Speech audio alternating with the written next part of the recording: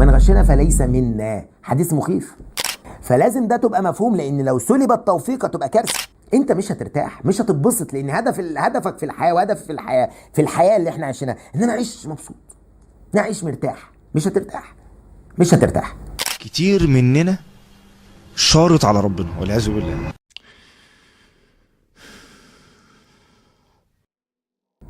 ما عند الله لا ينال بمعصية الله. يعني لازم انا وانت نبقى متفقين ان كده كده الاقدار كتبت، كل حاجة اتكتبت واتجهزت وخلصت، وانت تعيش في ظلال الماضي. يعني حياتك اللي انت عايشها دلوقتي هي اصلا اتسجلت كلها، وكتب لك انت هتعيش ازاي وهتتجوز ايه وهتموت بعد كام نفس اتنفسته، وهتموت وانت عندك كام سنه بكام ساعه بكام ثانيه. في الثانيه دي ما ينفعش تاخد ثانيه زياده عنها، هي خلاص الثانيه دي جت، فانت كده اجلك جاء الى اخره. خلاص لازم ده ابقى انا موقن بيه. فانا النهارده لو بقيت ماكر وبقيت مخادع فانت مش هتكسب اكتر. فبناء عليه بفكرك بحديث النبي صلى الله عليه وسلم: من غشنا فليس منا. وهنا مش صلى الله عليه وسلم، وهنا مش بفكرك بالحديث علشان حضرتك لما تيجي تقول لاصحابك يقول لك ده انت، لا انت بتيجي على الامتحانات تدعي فيها ان انت مؤمن. ايوه انا باجي على الامتحانات ادعي فيها ان انا مؤمن. قلبي مبدأ ثابت في حياتنا، مفيش حاجه اسمها غش. هتغش مش هتاخد اكتر من اللي ربنا كاتبه. والله العظيم حتى لو غشيت، اصل في واحد غش ودخل الكليه دي، والله العظيم هو كده كده كان هيغشها حتى لو ما كانش غش. طب يخش ازاي وهو اصلا ربنا هو ممكن يكون ما اجتهدش؟ مش بتاعتك.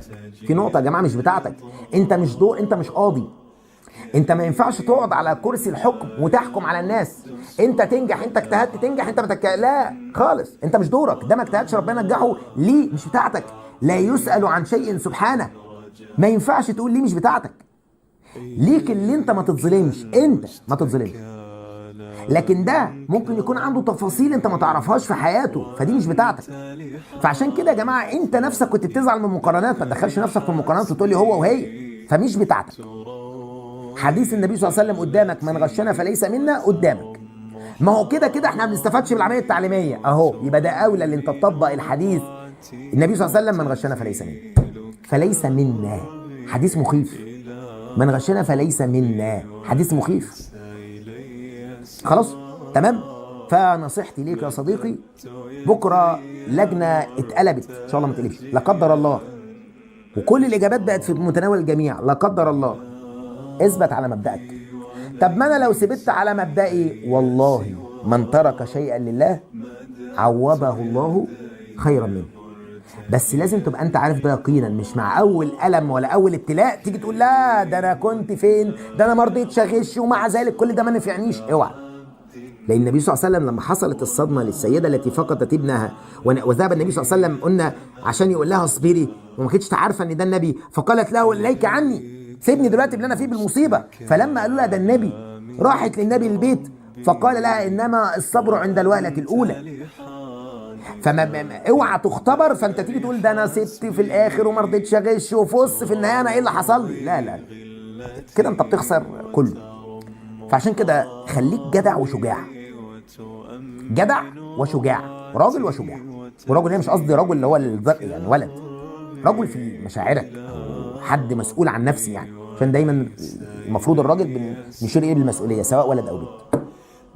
خلاص. وخليك شجاع وحط الموضوع ده مصيري في النهايه قدامك. ليه؟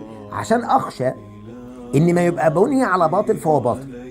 اخشى ان انت لما تسلك هذا الطريق تسلب توفيق، فلما تسلب التوفيق ممكن تخش الكليه اللي انت عايزها بدون توفيق، وساعتها والله العظيم يا صديقي انت ما كسبت حاجه خالص.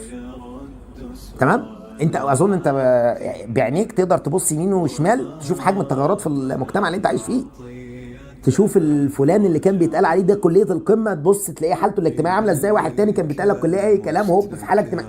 الدنيا ما بقتش ماشيه بالترتيبه بتاعت زمان اللي هو جيل السبعينات والثمانينات والتسعينات وفي اول الالفينات، ما بقتش ماشيه كده.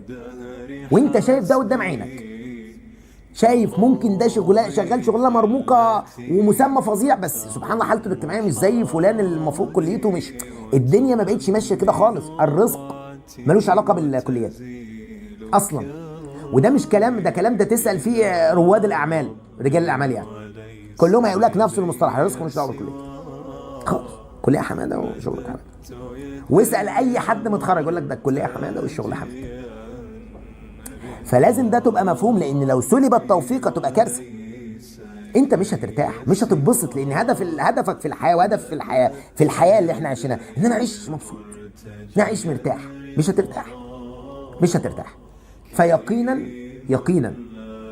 جيش بقى اصل كده ده علم دنيوي ومش علم دنيوي. النبي صلى الله عليه وسلم قال من غشنا، ولم يحدد النبي صلى الله عليه وسلم من غشنا في ايه.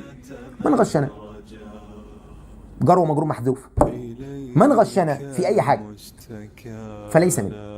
خلاص تمام. فدي النصيحه الاولى. كتير مننا شارط على ربنا والعياذ بالله، في خطوات كتير مش راضي يعملها، شارط يا رب اعمل لي عشان اعمل لي كذا، شارط على ربنا حاجة تحصل، ولو ما حصلتش يعاتب ربنا، او بيعبد الله على شرط مش على حرف بقى، زي ابو عامر اللي كان راهب وبقى فاسق، كان بيعبد الله عشان النبوة، فلما الله عز وجل اصطفى النبي صلى الله عليه وسلم اصبح الفاسق.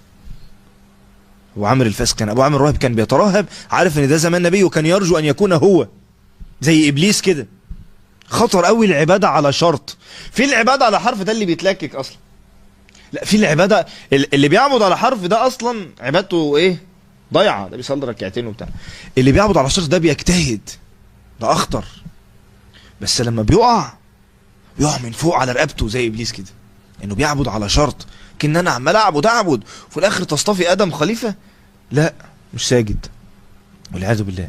في واحد بيعبد على شرط، يا رب انا هلتزم بس تديني كذا وتعمل لي كذا وابقى انا، يعني مش هينفع ابقى انا زي، لا عايز ابقى حاجه كبيره في الدين.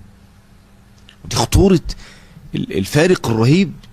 اسال الله ان يقدر ان الواحد يعمل فيها شريط او حاجه، الفارق ما بين العبوديه والانجاز، فرق اللي داخل عبد واللي داخل يحقق حاجه جواه. اللي داخل يحقق حاجه جواه دايما يتهم الله، دايما جواه كده اتهام لربنا سبحانه وتعالى. ليه ما عملتليش؟ ازاي انا اعمل كذا وما تعمليش كذا؟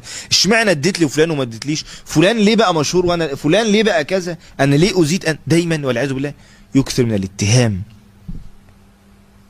دايما انت يعني لما تقع في بلاء اول حاجه يستحب انك تقولها تنزه الله، انك تفكر التفكير ده. سيدنا يونس اول ما في بطن الحوت قال سبحانك لا اله الا انت، سبحانك انا دي اني كنت من الظالمين، انا غريق اصلا وعريق في الظلم، كنت من الظالمين اصلا.